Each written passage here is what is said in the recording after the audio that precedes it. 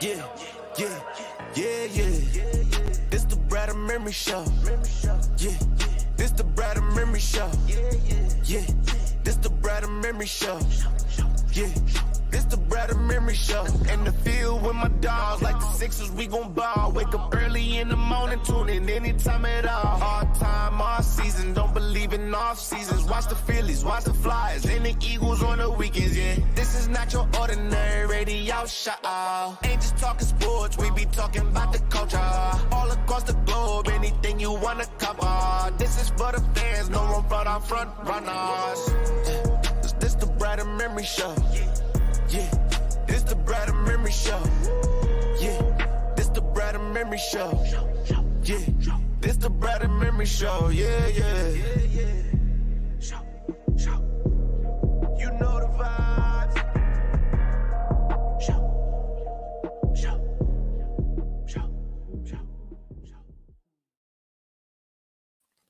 Yes, sir. You know the vibes. Brad Memory Show. Marcus Bradham, Justin Emery. Let's go. 3-0. I'm not going to give the long one because I just want to get into this today. Yeah. So Eagles stay rolling against Commanders in Washington, 24-8, 3-0. It's cautiously optimistic. I guess we could still. Is it cautious now? I think it's just optimistic at this point of the trajectory of this team. And one of the reasons why is I'm not just looking at what the Eagles are doing. I'm just looking around the NFC East, NFC South, North, Central, West, Southwest, wherever you want to look. What is there really to be afraid of in the NFC? This is a wide open conference. And,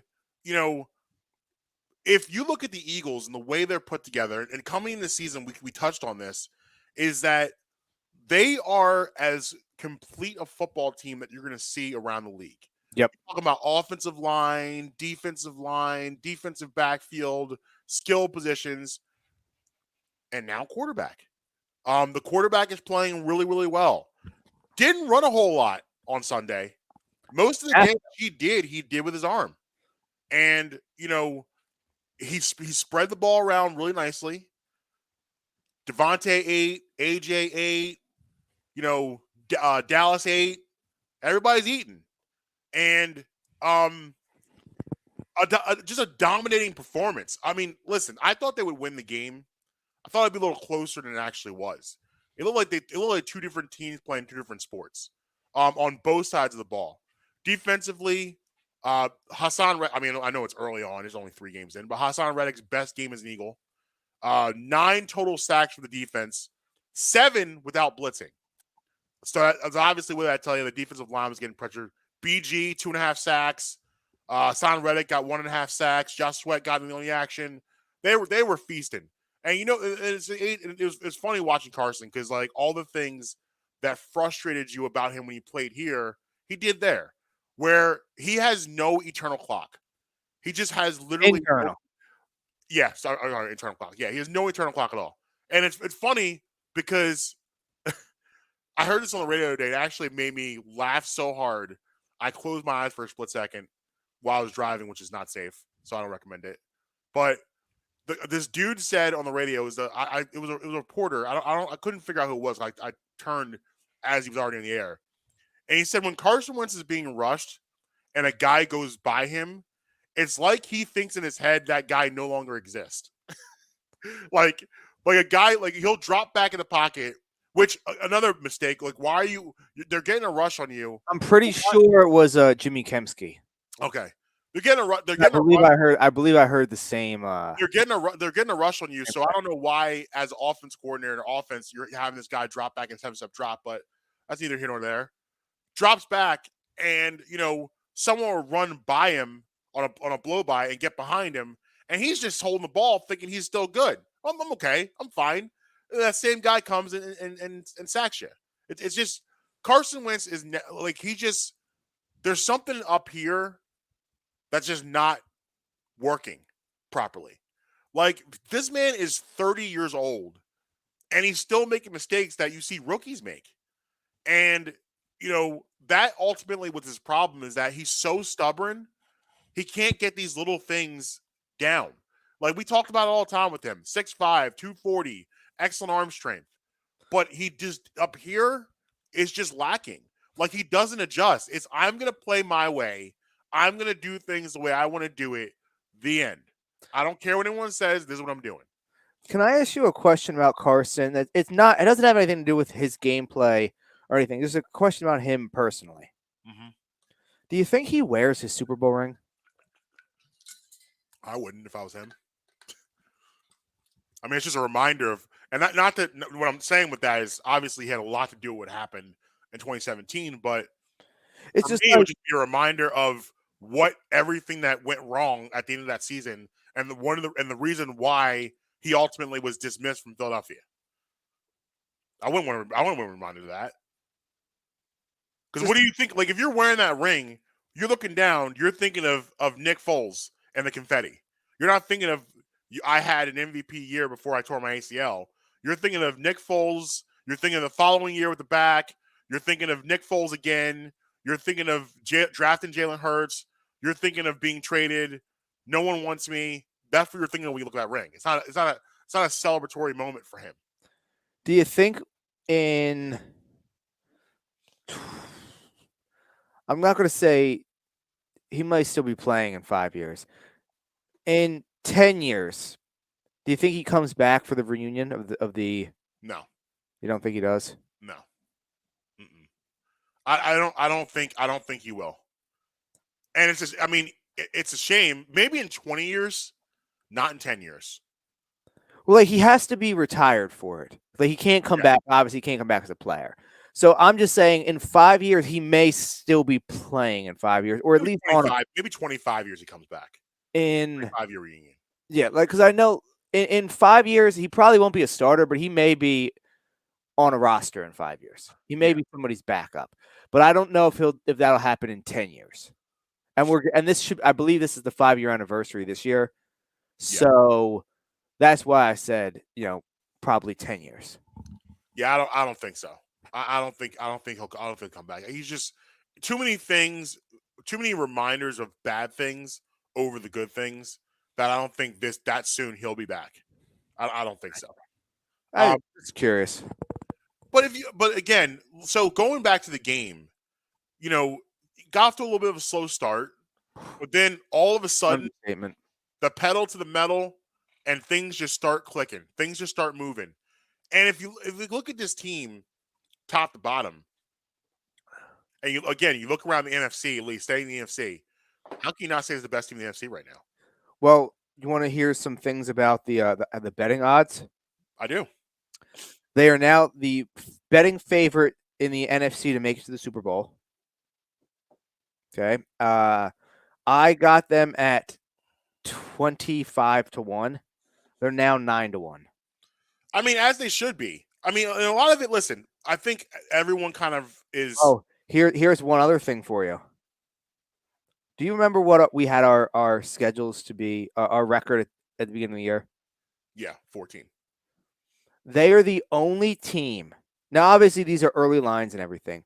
They are currently the only team in the NFL that is favored in every remaining game on their schedule. Yeah, I did hear that stat. And like you know, another thing is interesting too about the two quarterbacks, Jalen and Carson. It is clear as day that Jalen is an alpha male. Yes. And Carson is a beta male. And it's the way you look at the way Carson handled everything that ultimately led to his demise, and the way Jalen's handled being doubted. Like if you look at the two guys and you hold them up, I think it took us, and I'm not still at the point where Jalen's the guy, but I'm starting to lean a little bit. But I will say this, you look at those two guys, Jalen and Carson. Carson's was never really doubted ability-wise at any point. No one ever doubted his ability. We've really doubted Jalen's ability. Hey, look at the way Carson's combine is some of the film that they use to teach quarterbacks how to perform at the combine. It was never a doubt on the physical attributes of Carson. It just turned out that he doesn't have any of the intangibles. And it turned out that way. Like we coming in, the mental stuff we didn't really even know would be an issue. But you look at the two guys, like Jalen's been vilified for his ability way more than Carson ever was. Carson his problems were a result of a lot of things that he caused by not being able to get over certain situations and certain things and just not being a leader. Mm-hmm. Jalen said, I'm not going to steal this because Jalen said it in pregame about the difference between being a thermometer and being a thermostat. Jalen is a thermostat. He sets the temperature. Carson is a thermometer. Big difference. He reads the temperature. It's a very big difference. Jalen can set the tone. He's a leader.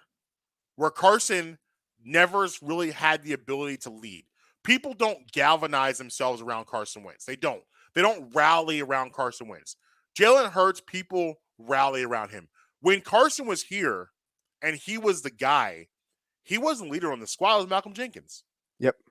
Jason Kelce. Honestly, one of the reasons why Malcolm Jenkins probably is not here anymore was because of the ascension of Jalen. They probably didn't want to have that turning over the locker room and that nature. But anyway, Jalen has clearly become the leader of the squad, and it's the undisputed leader of the squad.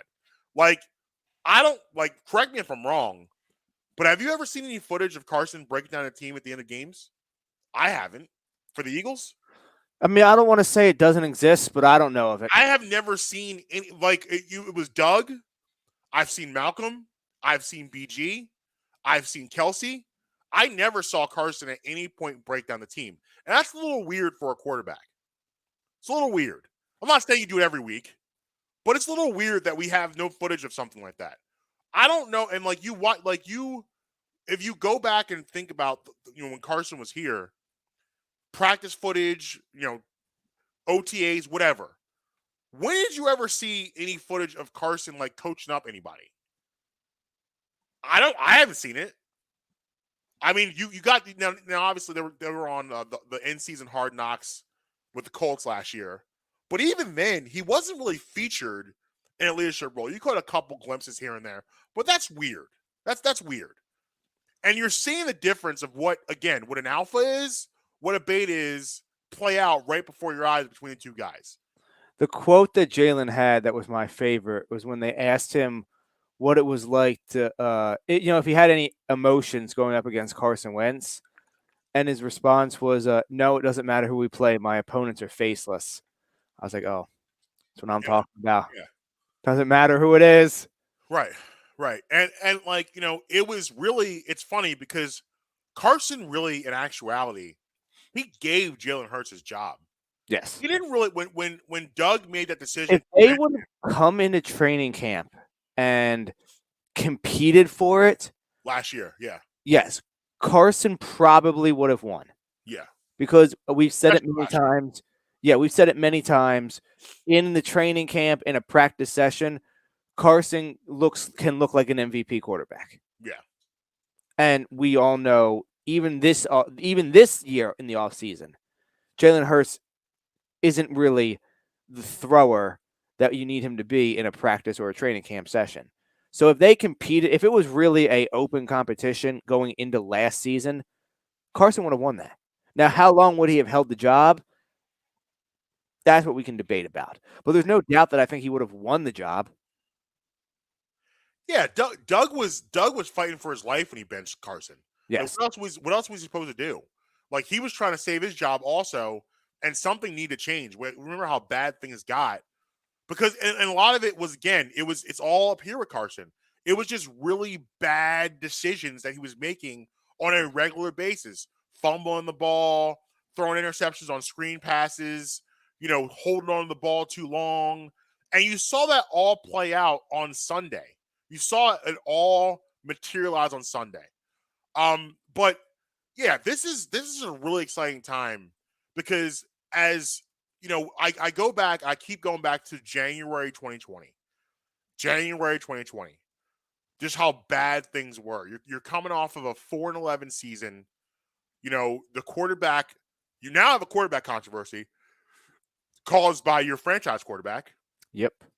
And you have a guy that replaced him that you don't think is nearly as good as him because he doesn't have the tools.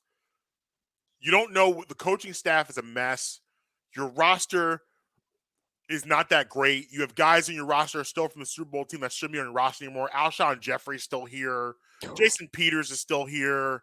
You just have is in shambles. And you go back from that point of January 2020 to September 2022. Look at the night and day of everything roster-wise and everything internally. The optimism and the feel-good that the Eagles have provided. They are also the first team in NFL history to score 24 points on 3 consecutive weeks to open a game. It's incredible. Yes. Incredible. I asked you this question. I know what you're about to do. I'm going to ask you it again this week. Are you concerned that they have not scored a single point after they've gone into the locker room for halftime for the last 2 games? So, to put those numbers even in a broader light, 72 points in the first half, 14 points second half of the entire season. Okay. So, can this continue? I'll ask this question. Can this continue? No. At some point, you gotta be productive in the second half. You're not going to be up 24-0 on every team, right? But isn't that kind of so? The last 2 weeks they've been up 24-0, and I think it was 24-7. 24-7 against the Vikings. I believe so because I don't think either team scored in the second half. Okay. So I'm watching on Sunday, and Sunday the Commanders were basically 3-and-out the entire first half. They didn't get anything going at all. No, I think Carson had 23 yards past. Even though they didn't score, they only scored 8 points. They got a couple drives going in the second half.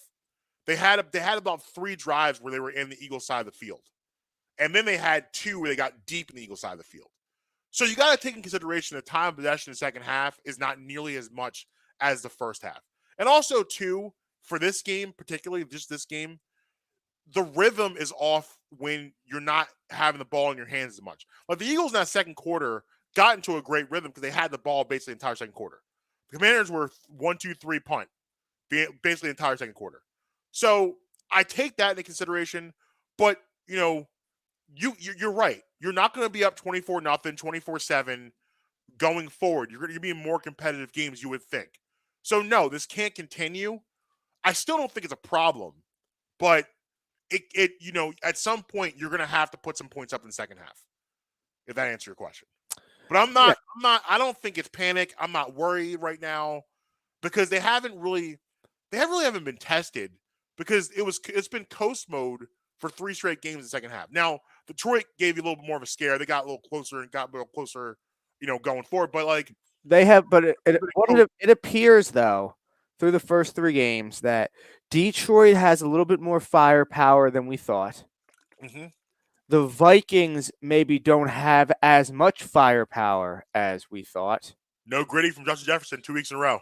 No gritty. And Carson is not going to finish the year as the Commander starter. No. And that was kind of the caveat. Like, we both were kind of on record saying we thought the Commander would be better than people think.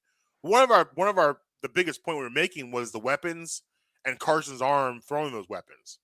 The offensive lines. Now, listen, 9 sacks is a lot of sacks. That offensive line is not good. No. But however, Carson's problem again is that some of these sacks could have been avoided. He holds the ball too long. He made better decisions, and that's an issue in itself. Now, I agree with you because honestly, like if he plays like this against Dallas next week, and maybe like the week after,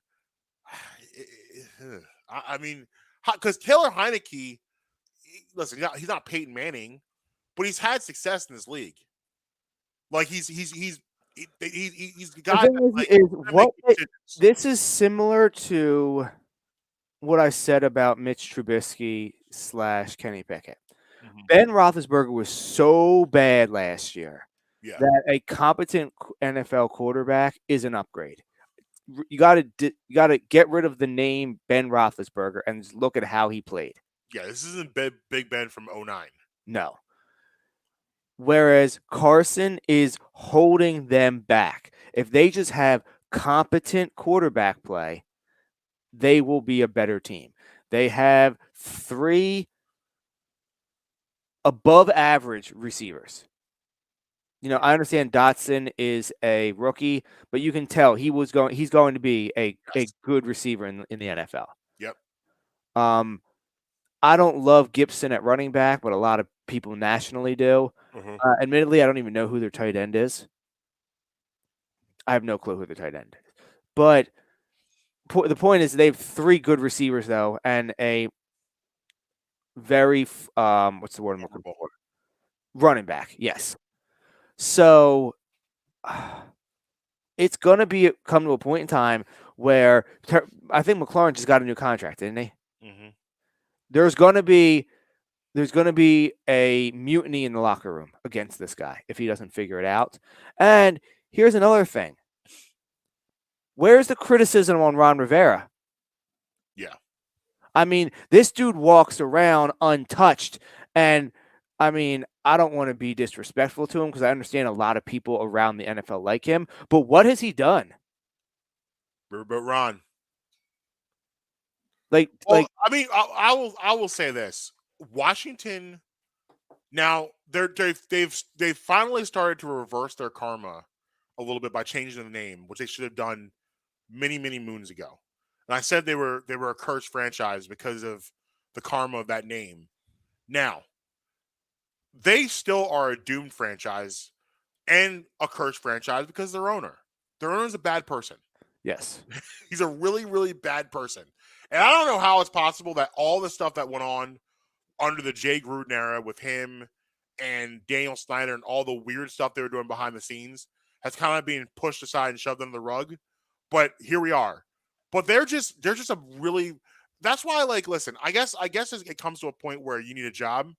But like, if I'm in Ron Rivera's circle, I would not have told him to take that Washington job because Washington's a franchise. The way they're set up, constructed, they just never seem to get it right.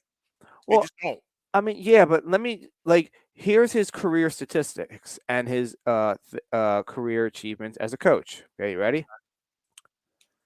91, 83-1 in the regular season for a astounding 523 winning percentage, which he very well could be under 500 after this year ends. Postseason 3-5. I don't need to tell you, Marcus, that that's under 500. Not good. Not good. And you would assume he has a lot of awards, right? Well, he's a 2-time coach of the year in 13 and 15, but he has nothing to show for those. Both of those, he was bounced in the playoffs with no Super Bowl to take home. He has 0 accolades as a coach besides those 2 Coach of the Year awards. And he has a barely 500 record. Why doesn't this dude get criticized? Cam Newton is showing you are now seeing in real time that this was Cam Newton that drug the Panthers to the Super Bowl, not Ron Rivera. Well, yeah, sure, that was his MVP year. But I don't know. I think I don't really want to kill Ron Rivera because like I don't really feel he's killable. Like Carolina after the Newton like Cam Newton literally fell off a cliff. Literally fell off a cliff. Literally like fell from a cliff. Went from MVP of the league to one of the worst quarterbacks in the league. I hate this cat. Just like that. It's a bad omen. Black cat on the show. Anyway, yeah. So he literally fell off a cliff, and then listen, you're nothing without a franchise quarterback. You just aren't. And since Cam Newton 2015, he hasn't had a franchise quarterback. He just hasn't. So yeah, they have just a bunch of why- crap down there now. Say again. They just have a bunch of leftover first round picks now down there. Right. Like they need the franchise and Washington in general.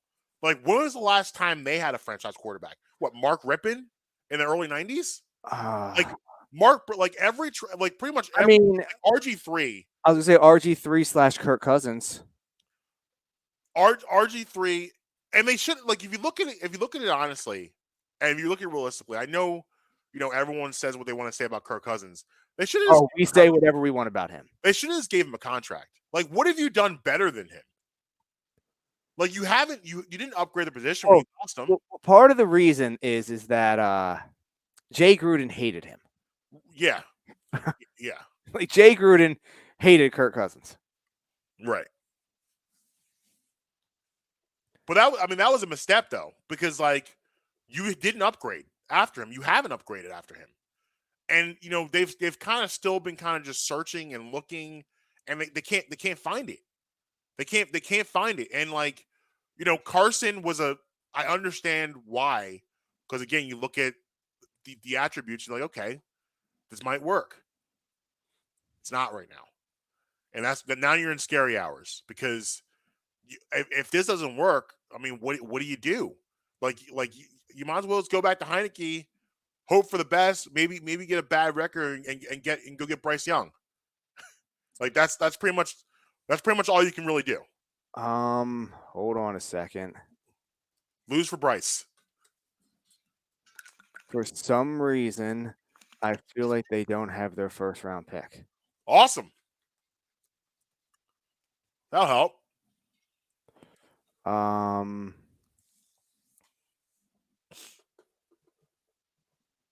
Yeah. I'm trying to dig it up right now. Yeah, there's just 2023. Is that what draft is coming out? Yep. There's a doomed franchise. Still, long story short, they're all like their ceiling is always a wild card exit. Oh yeah, that's their ceiling, and every year that's their ceiling. Like we're talking 2 decades. Oh no, they do. They don't have a second round pick. Okay, we're talking 2 decades since they've been the Washington football team that we.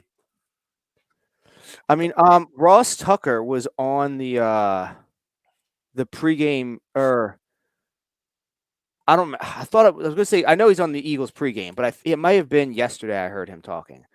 He was no, it was definitely on the pregame where he was talking about, because he used to play for Washington. He was drafted, I believe he was drafted out of Princeton to go play for opposite line for Washington, obviously. And he's like, yeah, I played down there late in the early 2000s. Mm-hmm. He goes, my sister still lives in the Virginia area. He goes, it was a thing to play for Washington in the early 2000s. Like that was a thing to do. He goes, now he's like, my nephew, he's a Patriots fan. Him and his friends, they don't care about Washington. He's like, you walk around, he's like, everybody in Washington is wearing Lamar Jackson jerseys. Yeah. Well, it's weird. Like there's stadiums in Landover, Maryland, which is weird. It's weird because like the Ravens Stadium and the Washington Stadium's what? 45 minutes apart, maybe not even. Yeah. Yeah, it's about because the B&T Stadium where Ravens M&T Bank. And there you go. It's in the heart of Baltimore. Yes. So yeah, like it's like a half an hour. Pathetic. Yeah, it's bad. But real quick before we move on around the NFL, stats for the Eagles game: Hurts 22 of 35, 340, 3 tutties, no pickies. Love it. I mean, what else do you want? Ran the ball 9 times. Runs are coming down. Like it. Only 20 yards. Again, not really much on the ground. Didn't really need to because everything was there. Devontae Smith 8 for 169. Oh, 21 average. Heisman Trophy winner looks like. Yeah, 21 average, 1 tutty. AJ Brown 5 for 85. A tutty. Goddard 326 touchdown. And then you had the defense played really really well. T.J. Edwards gets a sack. Brandon Graham 2.5. Son Reddick 1.5. Josh Sweat 1.5. Fletcher Cox 1.5. Everybody's eating. I still think Dallas Goedert's underutilized still. Yeah, but you know what though? I will say this. I thought that was because Jalen Hurts' field awareness was not great. I thought he would rely on Dallas Goedert a lot more than he has, and he hasn't. Agreed. I like the fact that his eyes are I thought the same exact thing. Yeah, I like the fact that his eyes are outside and he's looking down the field to the hashes. One thing though, I don't ever want to see Devontae Smith take another punt back. Yeah, I don't like that either. No. I understand they're getting frustrated with that part of the game, but you're okay. Like, let's just if we got Reno Mahi back there just catching the ball and going inside, that's we got like a track runner on the practice squad or something. Yes, yeah. Like what are you doing? Yeah, but I'm sure he's probably trying to figure out how to properly catch all stuff. But like, listen, Marcus, this guy is paid all day to sit at a practice. Yeah. This is what you do. You catch, you run. If it's not going to be able to run, you wave. Yeah. And you catch. That's all I need. Like I said, I didn't need like Deshaun Jackson was nice, obviously, but like I don't need Devin Hester. I want Devin Hester. I'm fine with the guy just catching the ball, not doing anything stupid. Reno Mahi was fine for me. I love the fact that Reno Mahi would go to a restaurant and wait to be called. Like he literally would be a waiter at a restaurant, and they'd be like, "Hey, we need you." He'd be like, "All right, take it off and get out there." Well, did you know that for his career he is over 10 yards average punt return? Really? For his whole career, yes. I believe it's a 10.3, 10.7, something like that for his career as a punt returner. Okay, Reno Mahi. All right. Put some respect on Reno's name. Let me pull up the exact number. Huh, interesting. But he was for the most part, he was a catch the ball and go back to the sidelines guy, which I'm fine with. Yes. Oh, absolutely. So while you're looking it up, I'm gonna start going around the league. Big game of the week, Dolphins Bills. The controversy is here we go. In the Dolphins, what do you got? His career average is 9.9. Okay. And the best he had 2 separate seasons where he averaged 13. Wow. All right. Yeah, basically double digits. So what are we doing? We're going around the league? Yeah, so Dolphins Bills start there because that was the big game of the week. Dolphins edge out the Bills. A little controversy around the Tua situation and should he have been remain in the game. That he definitely should have not remained in that game. If you saw, he gets, while pretty good, gets up and he's on spaghetti legs, as they say. Like he's not, and that's kind of the old school NFL of get back out there. You don't typically see that in 2022. So yeah, the thing is that McDaniels, is that the coach's name? Yeah. He came out and said Tua's not in protocol. Like how? Yeah. What? I guess you like if you're the Dolphins and you're trying to avoid any sort of Listen, the Dolphins right now should be under suspicion at all times. They tried to get Tom Brady. The owner just got caught cheating. Yeah. They're trying to do this Caspian Wild. Yeah. They're trying to do all sorts of stuff with was it Brian Flores? Yeah. Under all circumstances, do we need to keep an eye on the Dolphins right now? Yeah. We'll get into the power rankings obviously after this, but the Bills to me still are the Bills. They lost basically their entire secondary in that game, and they still within really a play of winning the game. Josh Allen, he skips that ball on the goal line, he makes that throw, they win the game. And like the throw was there to be made. He just missed the throw. That would be fine for regular season. Listen, Dolphins are a good story. They're 3-0. Only other undefeated team besides the Eagles after the Giants lose last night. Do you think that the loss of was it Micah Hyde they lost for the season? The Bill, you think that's going to knock them down? It's. I mean, I it's guess a big deal. let me rephrase that. I guess I should say, how important do you think that is? Very important. Very important. Because if you look at I can't even believe I'm saying this, but it's a true statement. You took at the roster of the Bills and the roster of the Eagles. It's very similar. Like they're very complete football teams, all levels, and like they're probably the most two complete football teams in the entire league. And now you're removing that from your defensive backfield. That's a big deal. It's a big deal. But it just seems like there's just always, and this is why in the beginning of the season, before the season started, I kind of thought Buffalo would take a step back. There's always something with them. There's always something. And they're playing really good football. Josh Allen looks, I mean, besides Lamar Jackson, they look like 1 and 2 the best players in football right now. Lamar's saying, "Oh, you guys didn't want to pay me." Yes, he like this is when betting on yourself works out pretty well for you. So the only thing is like, stay healthy, Lamar. Please stay healthy. The thing is even after this year, I still wouldn't fully guarantee his contract because it's his style of play. Yeah, it has nothing to like. He can be my quarterback. It's all about the number. It's because of the way that he plays. It has nothing to do with him, his ability. It's his style of play. I can't give you a fully guaranteed contract. I want to see it in the playoffs. I got to see it in the playoffs. I got to see this work. I like Lamar. It's not like I dislike him. Me too.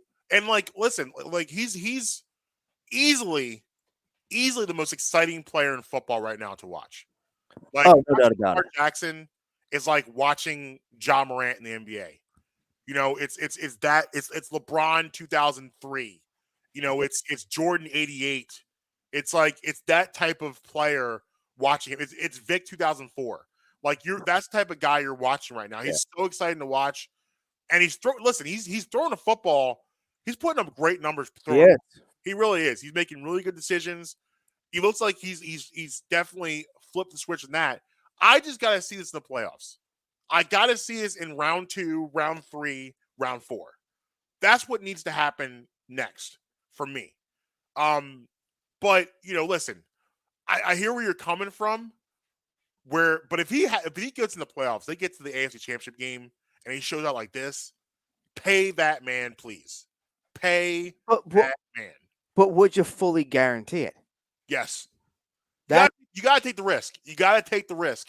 You gotta do it. Because if you're gonna listen, I know he runs a lot more than the guy I'm gonna bring up, but like a Patrick Mahomes, a Josh Allen. I know they're bigger guys, but it's a reckless style of football, but anything can happen. So you gotta keep the same energy for Lamar. And if you're paying Kyler Murray, who's Lamar light, I would pay. It has nothing guaranteed. Yeah. Kyler's contract's not fully guaranteed. Right. Right. But he's Lamar light. So I would give the real deal. Yeah. No, I have no problem giving Lamar the $200 million that he wants, the actual money that he wants. I'm just not fully guaranteeing it. I can't. I do it. F it. I'm taking the risk. You're risky for the biscuit. That's how I feel. And if you're Baltimore, what else? What are you gonna do? Who's in your pipeline to take his spot? The backup is. I know who it is, but he's not Lamar Jackson. No. He used to be Lamar Jackson. I forget who it is, but he was drafted by Green Bay. Hundley, right? Yeah, Brett Hundley. Yeah, he's not Lamar Jackson. No one is. No, he's doing things that we've literally never seen before. Yeah. So you don't go out there and make Bill Belichick look foolish on a Sunday. And he made that defense and Bill Belichick look foolish. They had no answer. They didn't know what to do. Yes. They had no idea what to do. So you pay the man. You pay the man. I just hope, I'm praying he stays healthy and continues to play this way because playing absolutely out of his mind. Colts finally get a win at home against the Chiefs. If we were on this air Friday, I would actually pick the Colts. I saw that coming. Good spot for them. Matt Ryan was not nearly as bad as he looked the first 2 weeks. Like you said, he looked washed. I don't think he's washed. He showed that on Sunday. Bad spot for the Chiefs. Colts with their home opener, first home game, 0-2, needed the win. Had to happen. Got the dub. Good on them. Raiders. What is going on with Vegas? They are making me look really, really poor right now. They were one of my teams that I thought were going to make a deep run, and that, my friend, is not happening. It's not looking good right now. Josh McDaniels, again, a head coach, is just an absolute disaster. Devontae Adams is not can't be happy with his decision out there in Vegas with his best friend. It's unfortunate because him and Aaron Rodgers had such a great thing. And you may have made a bad decision there, pal. It may not be a great decision for you to go out there. I mean, listen, the season's still young, but the odds of an 0-3 team turning around and making a deep run are not good. The Cardinals' loss is really the one going to come back and really, really hurt you. What they just have to get into the playoffs. But in the NFC, I would say don't worry about them. The AFC, though. Exactly. Be very, very, very worried. The NFC, it's pathetic. Yes. Tampa Bay is in trouble. Big trouble. That offense is really bad. Now, granted, they were missing they're all three wide receivers. Evans suspended, Godwin hurt, Jones hurt. That obviously played a part in it. But that offensive line is just so bad. And we've talked about Tom Brady in the offensive line. Like he is, and it's to the point now, like it's, Brady is going through like all the stages of grief. You saw against Saints, he was just angry. He's just yelling at everyone, slamming iPad. I think he broke 2 iPads. This week, he's like coaxing them, like, guys, please, can you guys please just keep me on my feet? Please, can we please just have me upright? That's all I want. I just want to be upright so I can see on the field just for a little bit. They can't. I mean, they were struggling to move the ball, which is something you haven't really seen from this team at all. Usually they're up and down the field, no problem at all. And they were absolutely struggling to move the football up and down the field. I mean, Brady's Marcus, I think this is the only active athlete we can say this about. Brady is older than you are. Yeah. By 3 years. He will eventually not have it. It's just a lot. It's a lot going, like, personally, it's just a lot going on. Him and Giselle are not doing well. No. He obviously was not on board with his decision to return to football. He hates his kids. Yeah, that's what it comes to. He really just doesn't like his kids. Because something came out a couple months ago about how he was saying how it's hard to keep your kids grounded when they're used to growing up privilege. Like, Tom Brady is not a guy who grew up in privilege. He's a middle class family. Yeah. They weren't loaded. So he's watching his kids and he's like, his kids are coming, Dad, the Wi-Fi's out. We need a hotspot. I was playing my game. He comes off the field and the first thing he gets is a call from his kids. Dad, on your way home from the game, would you mind getting me some silk milk? I can't have the whole milk. And he's like, I don't like you guys. I'm not dealing with this. I don't want to do this. Giselle, call your mom. Also, though, is you can't blame Giselle, though. Absolutely not. No. She's not the villain in this story. I honestly think he's the villain in this story because, for those of you that don't know, Giselle Bundchen was like the #1 model in the world. Yes. He makes much more. There's not a number high enough to double to get to the amount of money she was making more than him. Yes. And she sacrificed all that to stay home and raise those kids so he could, live his dreams and do his thing, which he did. And it was his turn to repay that back. He lasted like 3 weeks. He was like, no, I don't. I think it was 42 days.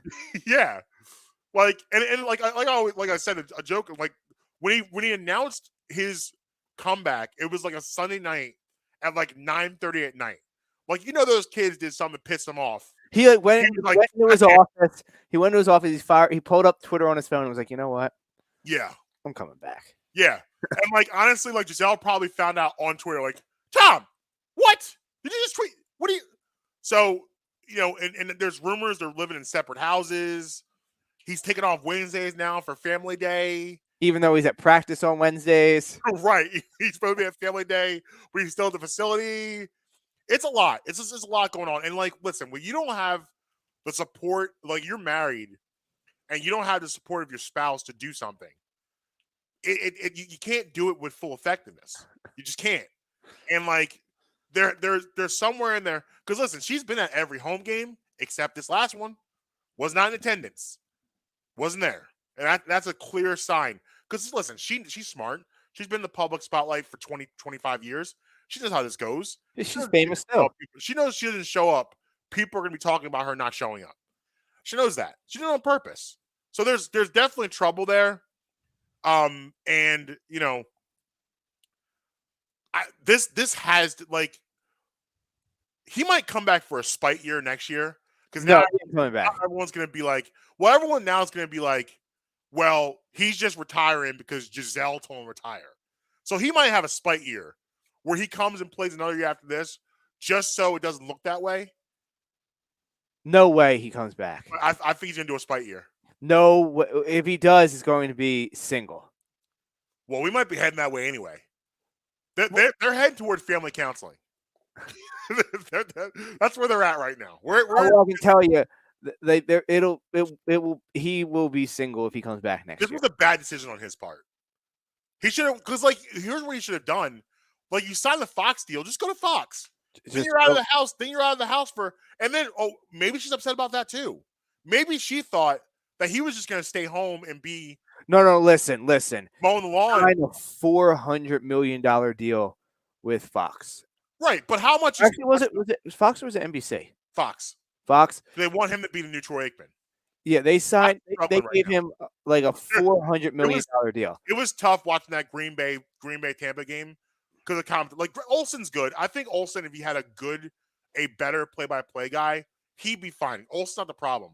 It's just the play-by-play guy is just like white rice with no seasoning. Yeah, who is that? It's Ken. It was a Ken. I don't know. Ken something, or is that it? But he's the lead guy with Olsen, and it's not good. It's not good. Nah, less than I do. Yeah, but like, yeah, I don't. I mean, they're in trouble now. I think the whole system is not good over there. The Packers came out and looked pretty good, but we'll see. How about a Jumbotron gate? You didn't hear about this? No. So do you know how you didn't hear Aaron Rodgers in the post game? No. So they asked him, there's a moment where they're getting ready to run the 2-point conversion play, and the Tampa Bay is getting ready to run it. And you see Rodgers flying down the sideline to Matt LaFleur to tell him something, like hauling it down the sideline. What was it? Timeout or whatever it was. The play gets, whatever happens. They had to take the play gets stalled or whatever. Mm-hmm. Well, Matt LaFleur gets on the headset, whatever he says on there. It was delay a game. Delay a game. That was it. Yeah. So they come out, stop the play. Obviously the Packers, stop the play defensively. Yeah. In the post game, Rodgers says, yeah, it's crazy. Sometimes things get picked up on the Jumbotron even when they're not supposed to be. You go back, there's a picture of the cameraman over Brady's shoulder snagging a glimpse of the iPad or the tablet or whatever it is. And Rodgers saw the play and told it to Matt LaFleur, and that was the play that they ended up running. No, cameraman. Yes. You want me to go find the audio? No, and I believe you. Oh, you know, it's you know how like they snag No. it's Yeah. when they snag him coming off the field, like Right. that was he was coming off the field and they like stuck the microphone in his face and Wow. Well, all right. That's a tough break. Cameraman might be out of a job. let me see. The audio is everywhere. I'm sure it's going to take me a second to find it. Hold on. Here it is. Boom. What was going through you during the 2-point conversion, especially after you saw the fact that they took? Oh, why are you buffering? Well, they should have on the previous play too. It was a delay on both plays.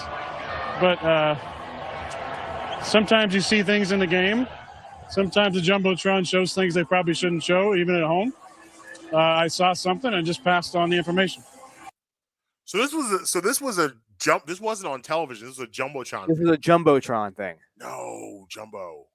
Well, I guess, I mean, listen, you're not thinking, I mean, that's very heads up by 12. Heads up by 12 to be paying attention to stuff like that. I guess, like, you're not, like, if you're the cameraman, you're just thinking people in the stands are seeing, and they're not paying attention on that level. You're not thinking that, the Packers. I don't even think he realized what he picked up. Or she. I don't want to, the camera person. I don't think. They were just get a nice view of Brady, like, at work.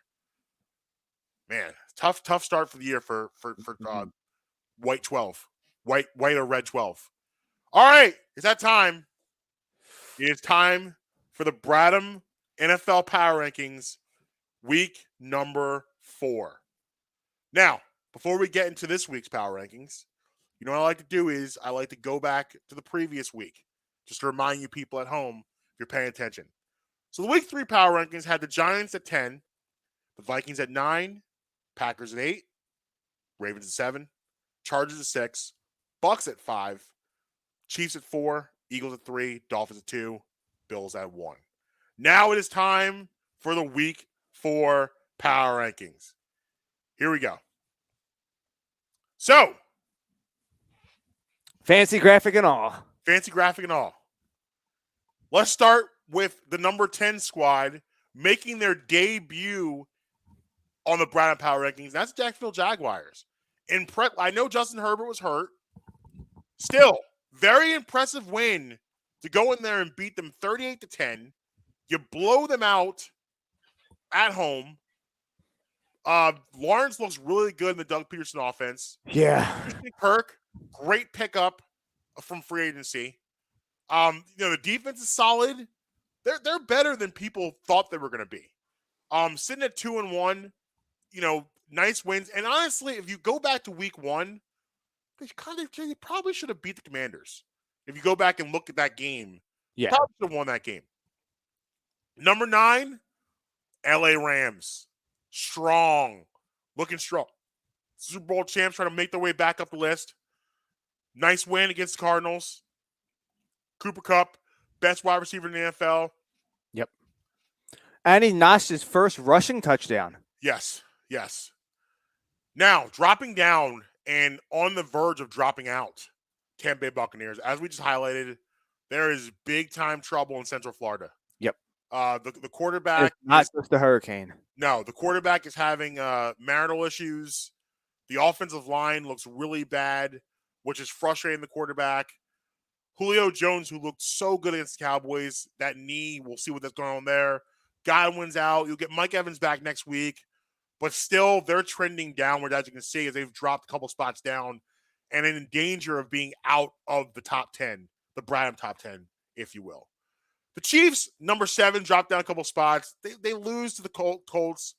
Maybe the first game you saw that they missed Tyreek Hill a little bit. They need that big play on Sunday. And where's that coming from? It's all well and good where you can move the ball down the field and do it methodically. But the Chiefs is a big play, big strike offense. And there's no one better than Tyreek Hill at that big play, big strike. And he's not there anymore. And that might have been the first time, really, you saw that game when they missed him. 17 points out of the Chiefs is very low for them. I mean, you go through the past couple years. So, not good on them. The Vikings. I'm high on the Vikings. I still think they're a good team. They move up a couple spots this week. Nice win against a really tough, can't believe I'm saying this, but a really tough Detroit Lions team who's going to be giving teams fits for the rest of the year. It took the Vikings a late second touchdown to win that game, but the Lions need to be respected. The Lions being a 6-point underdog to the Vikings that was way too many points. I'm sure a lot of people made money on that and took the +6 of the Lions. But the Vikings are a good team. They are a playoff team. They deserve to be on this list where they are. At 5, big win out of the Green Bay Packers. Call it the Aaron Rodgers revenge game. Been getting beat by Brady over and over and over again. That tie need to be reversed. Had a really, really nice couple drives. They were on the verge of blowing them out. And then you get the Aaron Jones fumble in the end zone that, kind of gave, I'm not going to say momentum back to the Bucs, but it kept the Bucs in the game. So they weren't able to blow them out, but they controlled that game. Their defense is pretty good. And you have Aaron Rodgers. Greg Lazard's back. The rookies are starting to catch on to the program and get going a little bit. No, it's not Devontae Adams, but they're going to be pretty good. What can you say about the Ravens at number 4? Lamar Jackson is, like I said, 1 or 1A right now in best players in the NFL. Made a Bill Belichick defense look absolutely silly on Sunday. Throwing the ball all over the place, running all over the place, doing literally whatever he wants. He literally is a human video game. Looked really good. The Ravens look really, really good and look like they're going to be around and have a chance to make things maybe go through Baltimore. We'll see what happens if, the number 3 team who moves down 2 spots, first week they're not in the number 1 spot, the Buffalo Bills. Buffalo, in my opinion, right now still, if you ask me, put a gun in my head, they are still the best team in the NFL. Top to bottom, their roster is stacked, but like we talked about, the Micah Hyde situation is a big deal. They are defensively not as potent as they were. Offensively, they still are. Josh Allen, like I said, if Lamar is 1A, Josh Allen's 1. If Josh Allen's, 1, Lamar's 1A. So I think that they're still in good position in the regular season. But as I've always said with them, it comes down to the playoffs and what they're going to be in the playoffs. But they are at 3 for this week. Number 2, yes, moved up a spot, and the best team, in my opinion, the best team in the NFC is your Philadelphia Eagles. Well, what can you say about the Philadelphia Eagles? How well they're playing? They're playing really, really good football. They're very confident. They're playing confident. They're playing loose. They're not giving teams a chance to breathe. You look up, you turn around, you're down double digits. That's how they're playing. And, a nice test this week at home with Jacksonville. Jacksonville right now 6.5 point dog to the Eagles. I really believe this is going to be a competitive football game. Like I said, I think the Jaguars are better than people thought they were going to be, and I think they'll give the Eagles some competition at home. Number 1, they deserve to be there. They beat the number 1 team, so logically they got to be up there. That's the Miami Dolphins. Miami Dolphins were a home dog going this week. We're able to pull it out at home, 21-19. They got a tough one going on a short turnaround against Cincinnati Thursday. I'll tell you right now, because it won't be on Thursday, I think Cincinnati's going to win that game. I think it's always asking a lot for a team, especially after an emotional win like that, asking them to turn around and go on the road right away on a Thursday and play. So I don't think Miami's going to be able to pull that off. I like the Bengals in that game. I like the Bengals to win and cover. So I don't think the Dolphins will be here long. Probably when I talk to you guys next week, we will have a new number 1, and it might be, spoiler alert, your Philadelphia Eagles. It would be difficult to hold them out if they are the only remaining undefeated team. Yeah, I agree. Obviously, I don't know if they will be. It's gonna be a tough matchup this week. A tougher than I think people thought going into the season. I think the Jacksonville Jaguars are much better than people thought they were going to be. Trevor Lawrence has definitely taken a jump in year 2. It was getting Doug Peterson in there, a guy who knows how to work with quarterbacks. This just shows you how bad Urban Meyer was as a head coach. Yeah. Like, they almost screwed this kid up. Yeah, they really did. Yep, I agree. But yeah, it'll be a nice test for the Eagles on Sunday. We'll see. We'll see what happens. So we got a couple of power rankings to go through. Okay. Compare them. We have 4 of them. We have Sports Illustrated. We have NFL, The Athletic, and CBS. Where do you want to go first? Wherever it's on you. Wherever you want to go. Okay, we'll start with the NFL. Okay. NFL.com. And this is by Dan Hanzus. Okay, Dan. What do you have? NFL. Number 10, Bengals. Number 9, Vikings. Number 8, Buccaneers. Number 7, Ravens. Number 6, Rams. Number 5, Chiefs. Number 4, Packers. Number 3, Dolphins. Number 2, Bills. Number 1, Eagles. So you had 9 out of this same 10 teams just in a different order. Yeah, I think the reason why I go Dolphins 1 because I think the AFC is a better conference. I think the Bills are the best team in football. So I can't give the Eagles 1 yet. I think the Ravens on that list are way too low. They need to be higher. They need to be higher up. And what would you give the list overall grade though? Because I mean, they did hit 9 out of 10 teams. A B. There's been some lists we've gone through where half the teams are different. Yeah, listen, I love Joe Shiesty, but I don't think they belong on that list yet. They're a 1-2 football team. I mean, and it's just like I feel like you're projecting. But they're not they're a 1-2 football team. Let's go to Pete Prisco from CBS. Pistol Pete. 10 Chargers. What? 9 Jaguars. 8 Ravens, 7 Rams, 6 Buccaneers, 5 Chiefs. Oh, this was trash. 4 Packers, 3 Bills, 2 Dolphins, 1 Eagles. This is trash. Terrible. You lost me right away with Chargers at 10.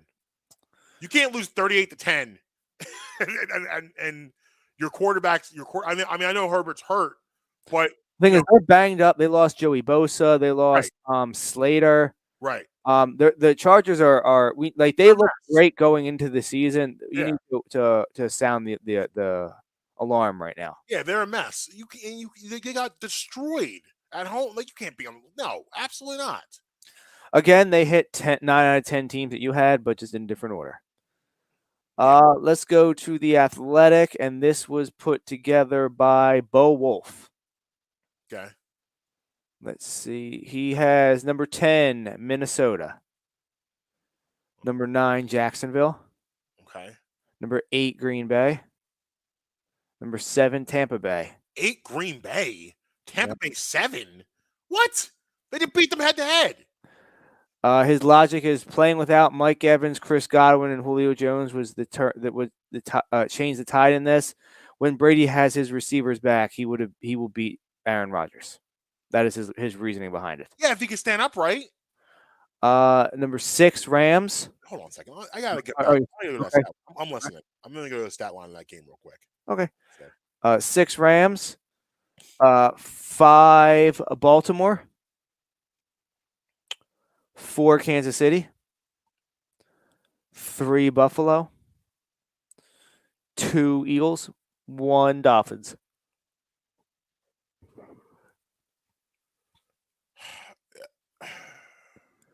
So this is the first list that hits all 10. You have all the same 10 teams, just different order.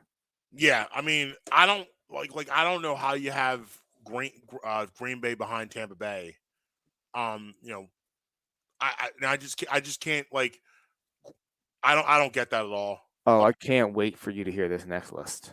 And I think people need to start putting some respect on the Ravens name a little bit. I'm noticing a disrespect to the Ravens. You have him at 4. He had him at 5. It was only 1 down. Yeah, but we had some 7s and 8s for the Ravens. Oh yeah, we have.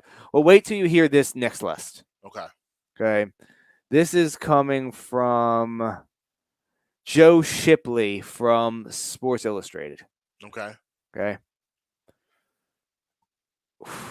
I'm just going to read the list. Let me get through the whole list, and then let me get out of the way, okay? Because don't kill the messenger. Okay. 10, Jacksonville. 9, Rams. 8, Tampa Bay. 7, Cleveland. 6, Miami. 5, Green Bay. 4, Kansas City. 3, Baltimore. 2, Philadelphia. 1, Buffalo. Cleveland? Cleveland? You want to hear the rationale? It's even worth addressing. Yeah, please. The Browns are rolling on both sides of the ball, even with their backup quarterback in.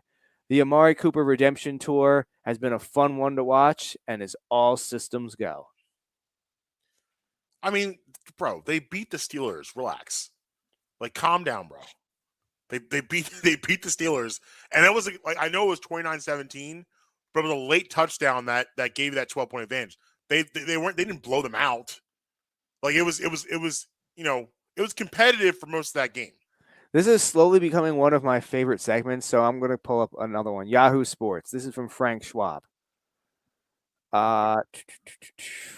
He doesn't make it easy. I hate when they put it in like picture form. Yeah, just give it to me in the list. Yeah, just give me the list. Like, come on now. All right. Number 10, Jacksonville. Number 9, Minnesota. Number 8, Baltimore. Number 7, Tampa Bay. Number 6, Rams. Number 5, Green Bay. Number 4, Miami. Number 3, Kansas City. Number 2, Philadelphia. Number 1, Buffalo. Trash. How is it possible you have Tampa Bay over Baltimore? How do you have Miami at 4 when they beat the best team in the NFL? How is this like? This is really bad. I never noticed how bad power rankings were. Oh, we got a new entry. We haven't had a Bleacher Report sighting yet on this show. Let's really bad. Let's hear Bleacher Reports. It's not hard. Real quick, who do you think they ranked as the last team in the league? The worst team in the league? Yeah, who do you think that Bleacher Report is at number 32? 32. The Bears? Nah, Houston. Okay. I mean, I think the Bears are worse, but that's fine. Oh, wow. Oh, wow. Never mind. This is a bad list. Oh, this is a bad list. Okay, let's hear it.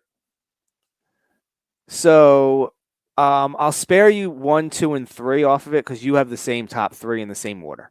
Okay. So, actually, you got quite a few in the same order. It's just the middle you're going to hate. Okay. 10, Jacksonville. 9, Minnesota. Here's where you're going to start disagreeing. 8, Baltimore. Yeah. 7, Green Bay. 6, Tampa Bay. 5, LA. Rams. 4, Kansas City. Listen, we all love the GOAT. We do. We love Tom Brady. No Tom Brady hate. We love the GOAT. But we got to stop with this. We got to stop. Like, they are falling off of a cliff right now. Does that mean at the end of the year maybe they're back up here and maybe they figure it out? Of course they can figure it out. There's still plenty of time. We're only in week 3. But right now, oh my, off a cliff. Oh, we got to get into. I wasn't going to do the ringers because Austin Gale is always on something when he does it, but I can't let this one go. Okay. Number 10, Cincinnati. Who should not be anywhere near this list. But oh, wait. You get number 9, Chargers. Who should not be anywhere near this list.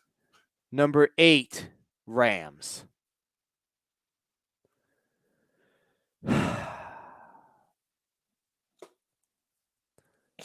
Number 7, Philadelphia. Oh, okay. Didn't see that coming. Number 6, Miami. Number 5, Baltimore. Number 4, Tampa Bay. Number 3, Green Bay. Number 2, Kansas City. Number 1, Buffalo. Tampa Bay is 4. Yes. Wow. After scoring 12 points at home, they're 4. Okay. That makes sense. That's practical. I mean, listen, it just comes down to the same thing that I've been saying, is that these guys don't know how to do power rankings week to week. Most of the people they're putting in here and where they're putting him is all about projections. I'm actually surprised that I didn't think Jacksonville would get in a lot of these lists. I'm surprised Jacksonville's on the national list. I'll say that. Well, I'm going to read you the rationale behind what he wrote for the Eagles, and tell me how this makes sense.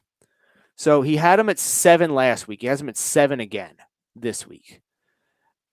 And he writes, there's nothing positive I can say about the Eagles that Philly faithful aren't already screaming at the top of their lungs. Jalen Hurts is a legitimate MVP candidate. The A.J. Brown, Devontae Smith receiver combination is ascending to the top of the NFL. The offensive line is a top 3 unit in the league. You name it, the Eagles have it. Even their defense has bounced back in impressive fashion after allowing 35 points to Detroit in week 1. Over the past 2 weeks, the Eagles ranked first in yards per play allowed and second in total points allowed. So how do you still have them ranked 7th? You had them 7th last week. Right.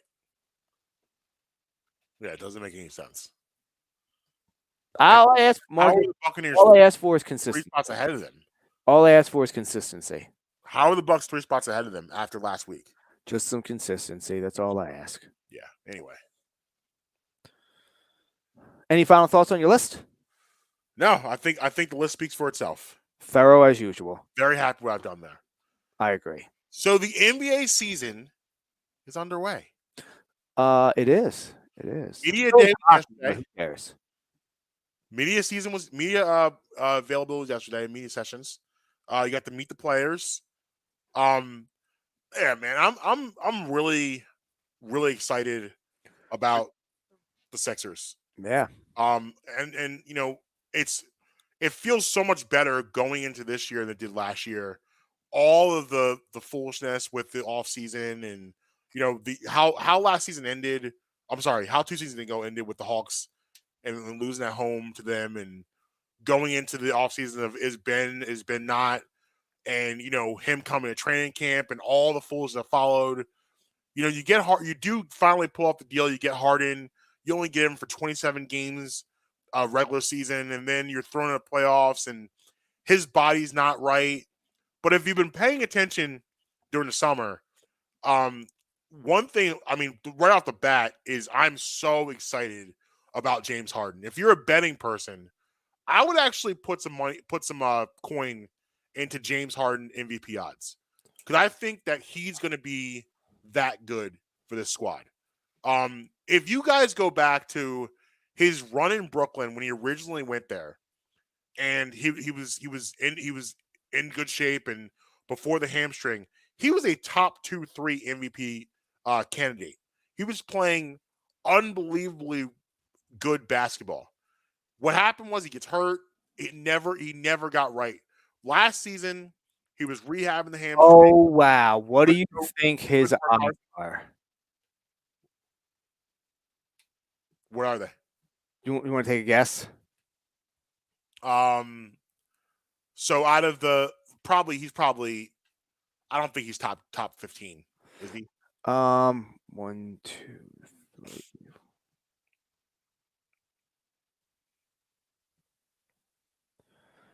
He's 20. He is number 25. Yeah, that's what I figured. That's why I would get in on that. But what do you think his odds are for it?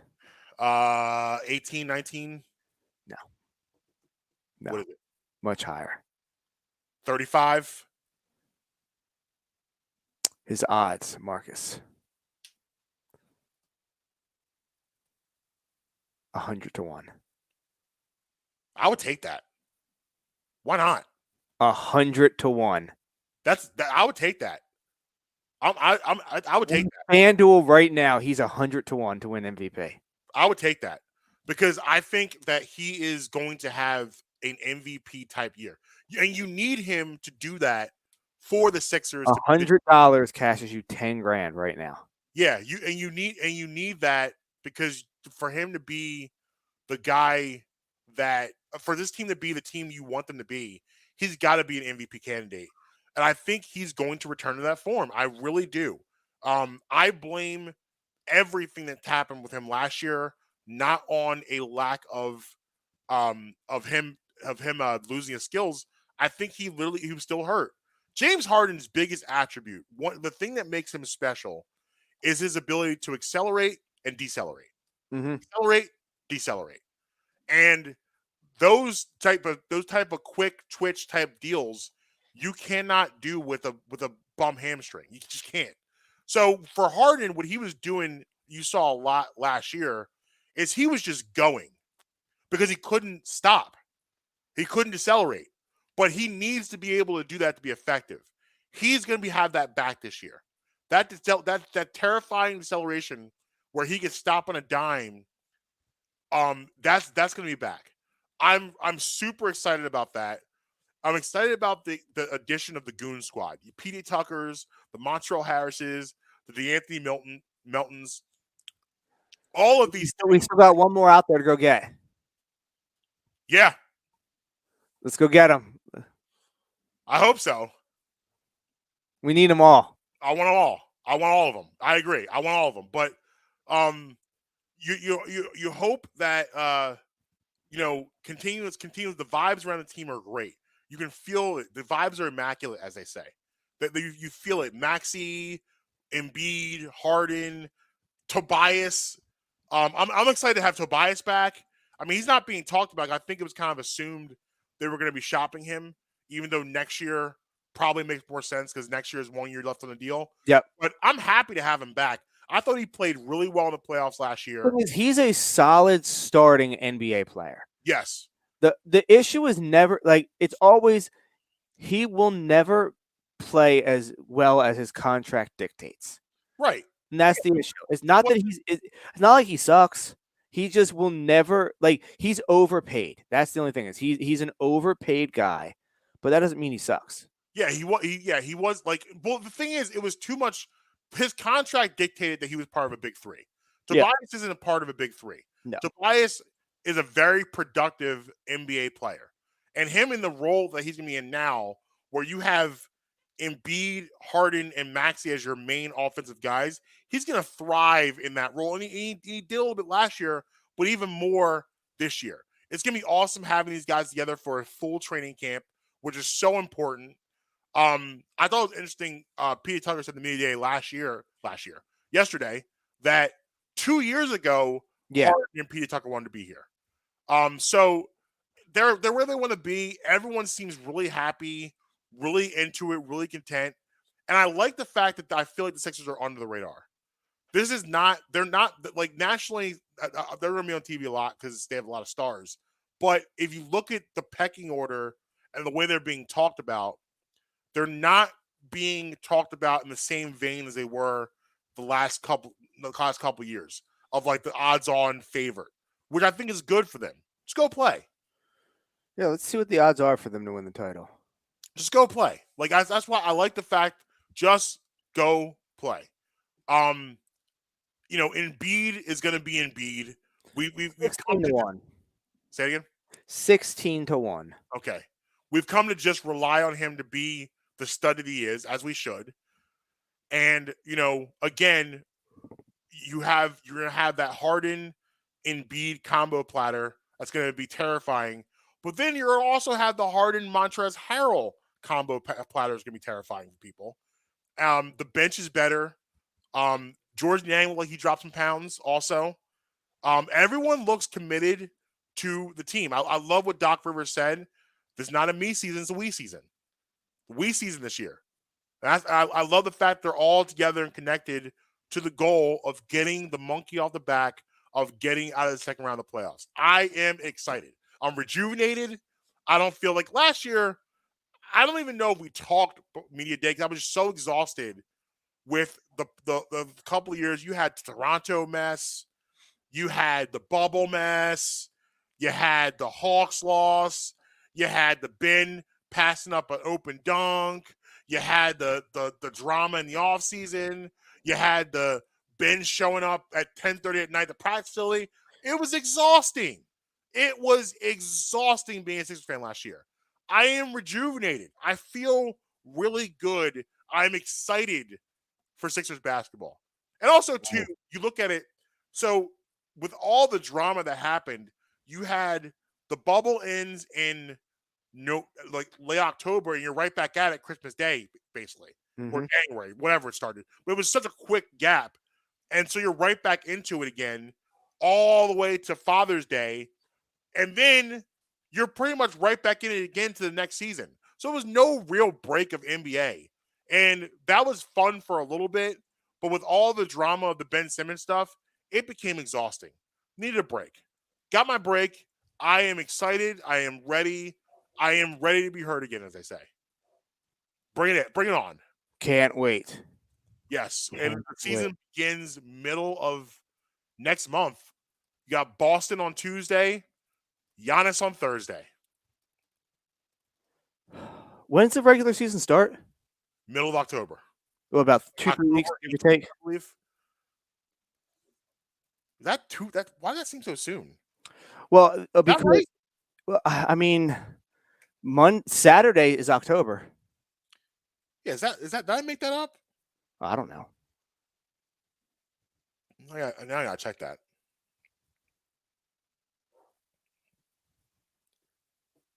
NBA schedule. I'm looking it up right now. Because Google's not being very helpful for me. Oh, wait, you know what? It was on shopping. That's why. Why? I don't want to see the preseason schedule. No. I don't know. Okay. NBA ESPN schedule. Here we go. Now we're talking. No, they're showing me the preseason again. No one cares about that.